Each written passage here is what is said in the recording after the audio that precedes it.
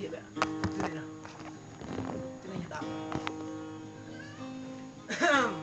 Này bên ta dòng tuổi ta kẹt họ. Này có chỗ nó cây niêm còn nó tuổi mà chiên.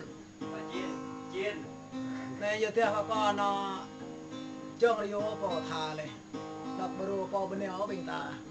Giờ mẹ lẹ lui họ giờ thì họ đơm nó treo là chân đơm có chuột thế. Tao này như mua ông thà ca có ca này cho mẹ ca này nuôi hết bao nhiêu.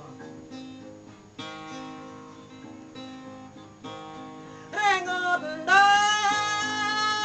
ta đẹp lại cho nính là tươi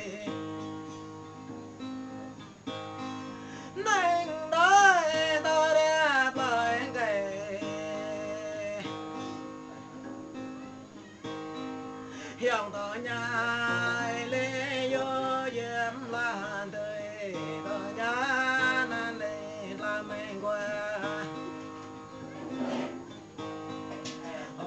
leo đòn đá giang rơi là đời đường đớm ta soi xa chém lượm đớm ta nhám xa bê là đời lượm đớm ta dễ sang bô kê rê ngọt đá ta đẹp lời cho nính là đời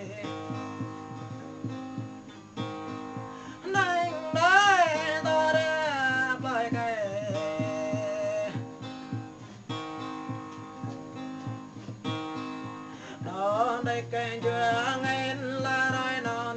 là người ở ra ta người bay môn ra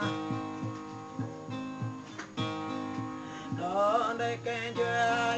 lấy nói non là người vợ lên ta người bay môn vợ lên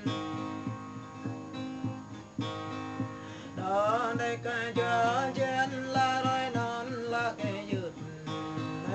yang mong là to phai rê ngọt đai ta đẹp lại cho nính là tươi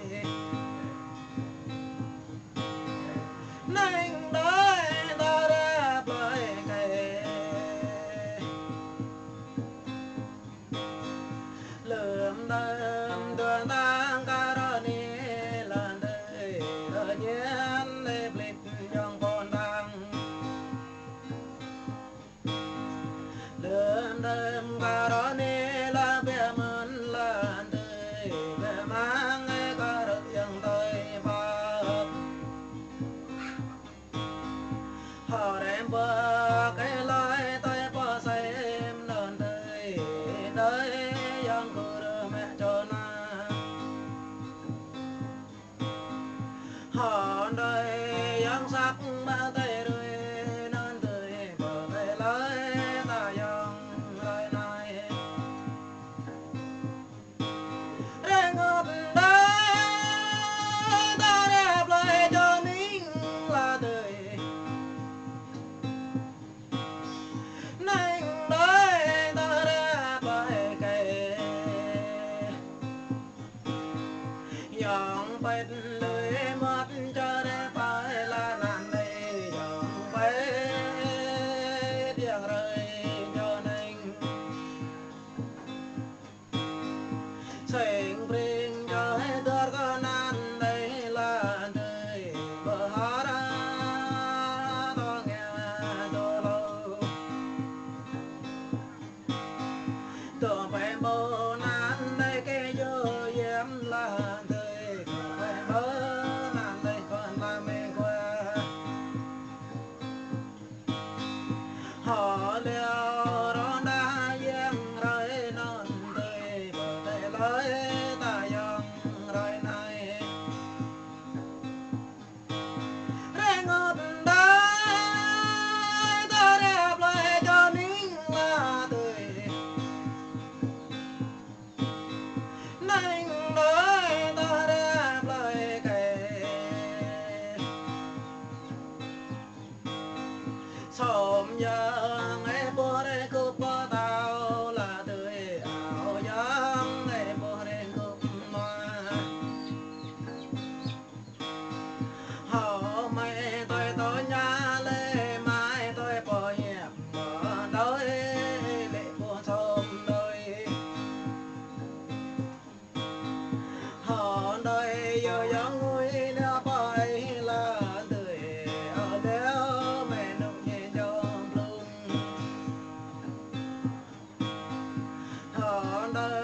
yang người neo bơi là đời neo vẫn để nụ nhẹ rung rôn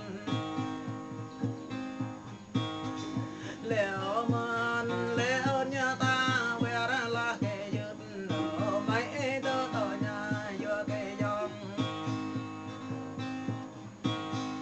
họ mai đồ để về là cái dòng là cái giật mai đồ em vừa cái dòng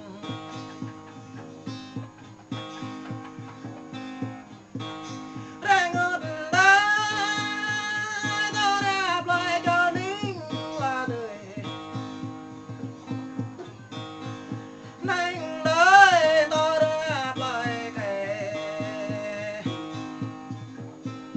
dòng đến là ni cái giật na mà tay bầu chờ mẹ ta dòng đem phải bơ lên cho nắp là đời